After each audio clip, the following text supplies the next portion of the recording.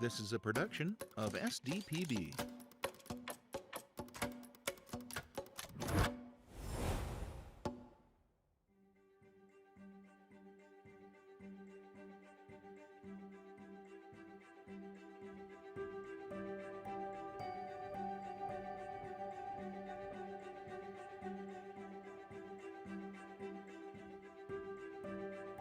It's really a great community. I mean, the community dropped the hat, wants to help. It's a small town, you know everybody. It's nice to grow up in and boring in the best way possible. The foothills over west of us, we got the springs, natural water. And Wessington Springs is kind of like a village where everyone helps, everyone work together, whether that's volunteering, owning businesses, and truthfully, just the support. So that's what makes Wessington Springs really Wessington Springs. Join our crew as we meet the people of Wessington Springs. Take two. Greetings from Wessington Springs. Greetings from Wessington Springs. Greetings from the Cone Zone here in Wessington Springs. Greetings from Wessington Springs, South Dakota. Greetings from the Kyle Evans Memorial Wagon Train here in Wessington Springs. Greetings from Wessington Springs. Greetings from Springs Food Market and Jensen's in Wessington Springs, South Dakota. Go Spartans go! Welcome to Wessington Springs. Greetings from Wessington Springs. Greetings from Wessington Springs. Dakota Life, Greetings from Wessington Springs is supported with your membership in the Friends of SDPB. Thank you. With help from Horizon Health. At Horizon Health, we're rooted in what's real and what's rural, where local providers are dedicated to caring for our way of life. Regular medical and dental checkups are important. More at horizonhealthcare.org. And from Agtegra Cooperative, your local hometown cooperative, farmer-owned for over 100 years. Agtegra, strong, stable, dependable, and local. Donors to the Explore South Dakota Fund support the production of local documentaries and other programs of local interest presented by SDPB. Friends of SDPB appreciates their support of this program. Hello, South Dakota. My name is Tim Davison with SDPB, and we're here today in the beautiful town of Wessington Springs. Most cities shape the landscape they're built on, but here in Wessington Springs, it's the other way around. So we're going to take a hike through history with Dr. Dean, who's going to show us the lay of the land. It's nice to meet you, Dr. Dean. Nice to meet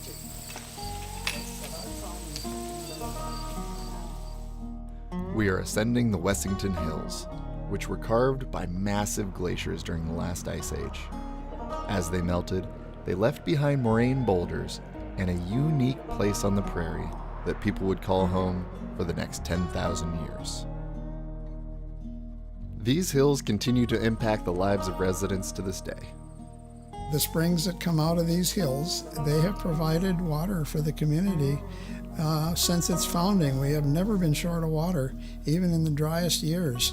These hills and the gulches in the hills have for many years been a meeting place as people were traveling through, because there has always in these hills there's been water and cover. And especially for people that were traveling west across the prairies, the protection of the gulches and the water were very valuable commodities. Without those, you could get in big trouble. And many people did. It's a tough place. And in those times, it really was a tough place. Gangs of horse thieves operating in this area, and this is where they hid the horses. They'd run them up the gulches, and they can't get out at the other end, and they can't climb the fence, so it's just like a corral. and supposedly, so there's a story in one of the history books that some of the residents here thought they better check this out, and they started walking up here, and as they got to the mouth of the gulch, there appeared a very ugly looking guy with a great big gun who suggested maybe they should go someplace else. And they listened. And they did. Dr. Dean also left these hills for a time. Went to high school here, and then basically left the state for 15 years and went to college and medical school, and then eventually moved back here after I found a wife out on the West Coast, and have been here since 1978, and we've been very, very happy here. She was one of the first civilian midwives in the state, and I practiced family medicine. About 3 years ago, I decided it was time to retire, so I did. But we, people say, "You're going to stay there?" And we said, "Absolutely, we're going to stay here. We're more comfortable here than I think any place else we could be." So there is a sense of community here. That's a sense that I think is missing in so many areas, and I think it's a real problem. The Surgeon General just a year or so ago issued a report that one of the major problems our society faces is loneliness. Even though people live fairly densely populated areas, they don't have connections. If we ever need any help, our neighbors around we've known for a long time, and we can call on them for basically anything we need. And when you go downtown, you know the storekeepers, and it's just a comfortable place to live. So are you saying that your physician's recommendation is for community? Yes, absolutely. While examples of community exist all over town, producer Greg Beasley visits one of the saucier events on the annual calendar. In the late summer every year in the foothills of Wessington Springs, you can hear music playing, and you can see and smell the smoke of the annual Rockin Ribfest. I used to be the executive director for Wessington Springs Area Chamber and Development, and that's when we started with that's when kind of came up with the concept of it, and I kind of rolled with it. Like any good festival, you gotta have food, but instead of lining the parks with food trucks, Lori thought of a way to make it into a competition by cooking ribs. That was my husband's suggestion, actually. I said, what can we, if we had a barbecue, what could we do? And he said, ribs are probably the easiest. They can cook it within like 6 hours. It's just a one-day thing. They don't have to come up and spend the whole night before. They can come up that day, they can cook the ribs, they can be done, they can shut everything up, and then they can go enjoy the festival with everybody else. Thus, Rockin Ribfest was born, and after a bunch of locals missed the opening year, they began to hear about a way to compete against each other. That includes the boys over at Grill Team 6, the local town sheriff, Jason Weber, and his partner, local firefighter, Jared Voltsma. We've been family friends here for quite a few years, and we have a lot of fun together, eat a lot of ribs throughout the year, working on our process for the next year. Camaraderie, if that's what you want to call it. Yeah, camaraderie. I got a little bit of harassment the first year about not entering, and then the night before I just decided to do it, and here we are. 3 years later, we've taken the judge's choice 2 years in a row. Because with the victors go the great spoils of talking trash all year long. If you want bad ribs, you gotta try them on that master belt right there. That is the main goal, is to beat Sheriff Weber. I think that's most everybody's goal anymore. It started right when we got the trophies last year. As soon as we got done, the trash talk started right away. It's terrible. The text messages back and forth is, you could probably print that off and sell that, and put it in printable form, and people would buy it. To avoid being the butt of the joke for the year, a lot of local teams work on their recipes and technique 365. In fact, most teams spend Friday night camping out in the park. They bought out some expensive smokers for this, just to have at Ribfest. I come here every year and I see these guys come in and set up. Every year, like this year, they were all set up on Friday night. They're not messing around with Saturday mornings anymore. With everyone working hard cooking ribs early in the morning, well, that leaves the most important meal of the day unattended. Enter Brian Kolosik. Well, my partner, who is not here right now, but he won this, or his company gave him this, and he just brought it up here, and we just started with a few potatoes and some bacon, and pretty soon everybody kept bringing stuff, and now it's a pretty big deal right now. So whether you want to eat some great food or listen to some great tunes, Rockin Ribfest is the place to be. It's fun. Like I said, we have a lot of fun going back and forth, and it's just a good time to get out and hang out with friends and everything. Again, the camaraderie, the banter back and forth, you know, it's positive, but we're just encouraging each other. And just like now, you know, we're cooking breakfast over there, you know, with everybody else. So it's a community event. To really, I mean, this is kind of part of the whole greater Foothills Days concept that we developed, and this is just a time for Wessington Springs to really shine. Those smiling, occasionally barbecue sauce-covered faces are what make up Wessington Springs. It's a town built by its people. And it all started with a Methodist minister named A.B. Smart. He had a dream to build a town far from the sinful cesspits of the cities. And in the 1880s, he founded Wessington Springs. Reverend Smart was big into the temperance movement, and thus, so was his town. Wessington Springs was a dry town until the 1970s, and the stretch of road between them and a neighboring wet town was nicknamed Whiskey Road.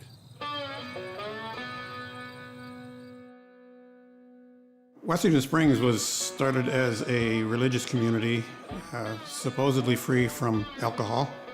And so we were one of the last communities in the state to allow alcohol into the town because it never got voted in because of the strong temperance influence.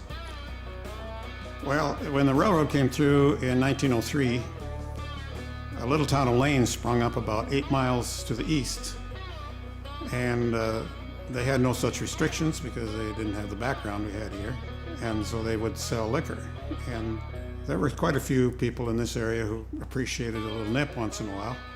So they would go to Lane, there's a little town of Lane, 8 miles to the east on a gravel road, and buy their bottle of whiskey.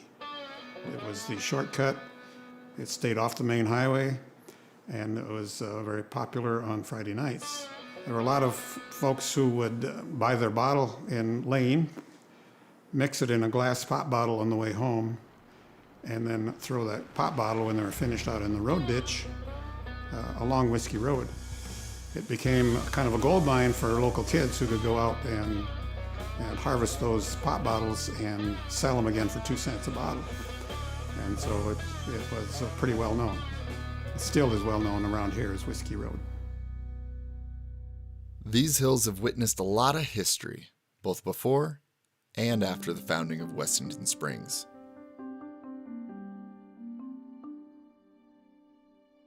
The town's hiking trail, Old Grade Trail, was also carved by history. It traces the path where wagon trains went up Wessington Hills and west towards the horizon. They've witnessed several fires that reshaped downtown. They've witnessed 3 tornadoes, including the 2014 tornado that destroyed over 50 houses and left 77 residents homeless. But in the face of disaster, well, Wessington Springs built itself back up. Because that's what the people here do. Over the years, they've built themselves into a one-of-its-kind community. And when they need to, they rebuild it all over again. Just like they did with the tornado and the grandstands on this beautiful ball field behind me. Let's talk about a few attractions that make this town so unique. There's the 1905 Opera House, which started as a silent movie theater before becoming a fire station and then reopening as a live theater. There's the historic Carnegie Library that was built in 1917, and it was the last of its kind to be constructed in the state of South Dakota. And there's the Vesey House, home to Governor Robert S. Vesey, known for helping make Mother's Day a national holiday. We'll meet up with his current residents soon to learn about a beautiful attraction across town that was inspired by Shakespeare. But first, let's meet an artist working in this millennium. It worked out really well just to have the yellows and the blues. It would tie into the FFA, and it also can tie into our school itself. And with the length of the hallway, I wanted to make sure that it had a nice flow to it and it's something that your eye can follow the whole way through. And I usually do a lot more realistic stuff, but I was able to look at the space and go, this needs something a little bit more abstract. It needs fun patterns, it needs character, it needs life, it needs color. We wanted to incorporate the CDEs of the FFA program, so we wrote out each of the contests onto the mural and added a little tidbit of each contest just to kind of represent each one. I love to incorporate the CDEs, the different contests, and I knew a lot about all of them just from being in FFA, but I was happy to just kind of go through and say, no, which one would it represent this contest the best? I did floriculture when I was in FFA, so the last bouquet that I worked on with our coach was the one that I put on there, which may be a little too personal, but I had a lot of fun doing it. Kenzie is one of many whose life was impacted by lessons learned beyond this door. Brady Duxbury is another. I think that the talent here is incredibly high, but maybe even more so the desire to be as excellent as you can be in your particular area. My name is Brady Duxbury. I'm the ag teacher here in Wessington Springs. I'm also the FFA advisor. I grew up in Wessington, South Dakota, which is about 40 miles north of where I'm actively teaching right now. I was in the second biggest class in the school. There was 8 of us. So all the way up until my 8th grade year, I did 4-H, and we didn't have this thing called FFA. We had legislation that came through that forced our school to close if it was below 100 kids, K through 12. I then came here and met my ag teacher, Mr. Shryock, for the very first time my freshman year, so very first year. Had 20 kids in my class, thought I would never know all their names. I got involved when Mr. Shryock found something in me I couldn't find in myself. Education's not tough. Pat them on the back when they need it and kick them in the butt when they need it. There's good kids under all of them, pretty much. Yeah, it's like calving cows. You can't save them all, but you sure try. He basically asked for people to go compete at the district level, and I said no. So then he went up to my table and slapped my grading paper on my desk, and it said 98%. And then also underneath it said, you're going to districts. So I didn't really have a choice. And that's what I credit as starting my career down this way. I have been blessed with the opportunity to be at several different schools throughout my career. I have taken over for 3 20-plus year ag teachers. So I kind of have an experience of doing that, and it's hard when someone who is experienced 20 years in a school, they have created a personality and they have created a set of expectations. What I will say is that this program and this community has been, bar none, the best. Part of it is because some of what I do is probably a little bit like my old ag teacher. I spent 39 years teaching here. My dad was a member of this chapter. My brother was in 4 years before me, and my great uncle actually started this program in 1915. It had a good tradition then, and so when I came back, it was kind of on the downside, and you just slowly build it up. I don't like to compare it to athletic programs, but you look at some towns, they just know how to win. They got to put the work in. I'll take hard work over talent any day. This town has always had wonderful community support. Talking with other ag teachers, they'd say, how do you get along with your board? And I said, well, 6 out of the 7 were chapter presidents when they were in high school. I've been FFA for 4 years now. I serve as the chapter's president. And yeah, I would say what happens to make Wessington Springs FFA different is we have such a rich history of competing well. I mean, we had Mr. Schrack up until my freshman year, and then Mr. Duxbury come in and he did a great job taking over, and we just hope to keep that tradition alive. Every year we've had Mr. Duxbury. So far we've sent a national team to FFA. National range was in Oklahoma City, and national convention was in Indianapolis.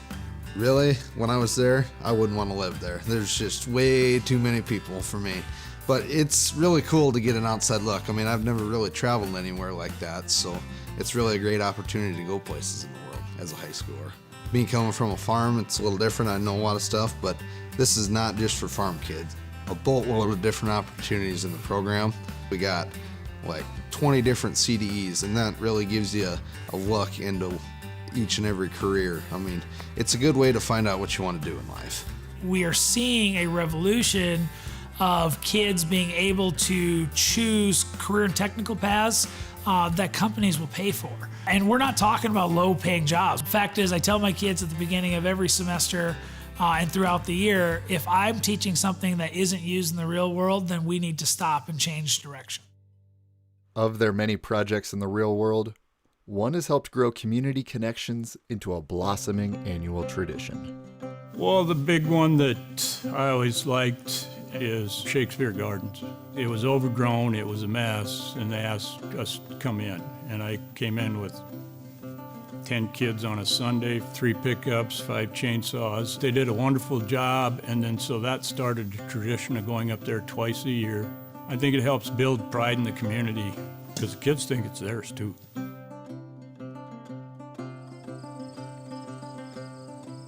Kids from Wessington Springs High School come and they do a lot of things. They clean up the garden for us in the spring and in the fall. They get it ready for us to begin planting in the spring, and they have been coming with their teacher every year, I believe, since the restoration began. Emma Shea started Shakespeare Garden in 1927. She had been a college professor here in kind of her later years. She taught English here at Wessington Springs College, which it had been called Wessington Springs Seminary, but it had become Wessington Springs Junior College in about 1920. And Mrs. Shea wanted to see the homes of the British authors, and she did. She spent the summer by herself in England. She took out a loan of $1,000, went on the train, and then, of course, a ship, and spent that summer, 1926. And when she was there, she collected little twigs and flowers and things, pressed them because she had her flower press with her. She brought those back along with folios that she bought in England, and her students helped her mount those in these folios, and they sold those for $5 a piece and repaid the loan of $1,000. The following year, she had decided she would like to have a Shakespeare Garden in Wessington Springs on the campus of Wessington Springs College. And the powers that be at the college gave her this hillside land here full of rocks and things, I suppose. But they started a Shakespeare Garden here in 1927 on Shakespeare's birthday in April. That is what we consider to be the very first day of Shakespeare Garden. The students helped a lot. Her husband, Clark, helped a lot getting the garden started. Lots of places around the state helped with seeds and things, and she planted things that were probably grown in the Shakespeare Garden in England. Through the years, she gave many talks around and a lot of entertainment and things to fund the garden. Mrs. Shea died in 1945 in the cottage here. The cottage was built in 1932 to be the retirement home for her and her husband, Clark. And the cottage was designed because Mrs. Shea had a picture postcard. So they used a picture postcard to design and build this house. And for a few decades after their deaths, the garden was kept up. People in town helped, the students helped until the closing of the college, which is in 1964.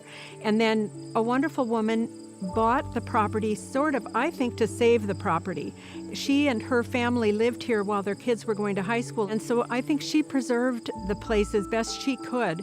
The house was rented for a while, and so it wasn't in the best of shape by the time Shakespeare Garden Society formed in 1989. Roberta Unruh, Kathy Dean, and Brenda Dinas are the 3 women who I think sort of single-handedly saved this place. I wrote a letter to all the alumni that we could find addresses for of the Wessington Springs College and Academy, and we were able to buy the property back and start the restoration.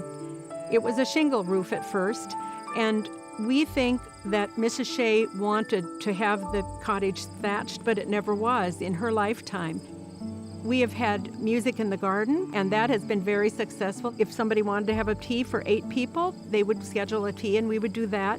There have been things like abbreviated Shakespeare plays in the garden. We've had a lot of weddings in the garden, as you can imagine. It's really a nice place to be married, usually out in the garden, but we had one a few years ago in February inside the cottage. So A touch of nature makes the whole world kin. We've used that for our quote for everything. We have it on our stationery, we have it on our sign in the garden, and it's always been here. That, I'm sure Mrs. Shea started that. Yeah. Shakespeare must have loved nature. He wrote, "In this our life, exempt from public haunt, finds tongues in trees, books in the running brooks, sermons in stones, and good in everything." I think he would have loved to visit the prairies and hills of Wessington Springs, and also to befriend the bard who called this place home. You know, over the years there have been all kinds of songs written about the cowboy. Many of these songs were written by the cowboys themselves and later changed or added to by other cowboys to suit their own situations. There were songs about cattle, about horses, about life and love, and the loneliness of working the open range. Those songs are still being sung by those who make a home on this range. And while some make their change, others prefer to keep it the same. So I'm Phil Whiff, a rancher from Wessington Springs, South Dakota, and I'm the president of the Kyle Evans Memorial Wagon Train. So we started the wagon train in 2011 on the 10th anniversary of the passing of Kyle Evans. Basically, we started it to not only to honor Kyle, but to honor the traditions that Kyle was about, which was the Western lifestyle, the horse culture, the wagons, the stagecoaches, the saddle horses, just the Western lifestyle. If we don't demonstrate, teach this to kids when they're younger, it's going to go away.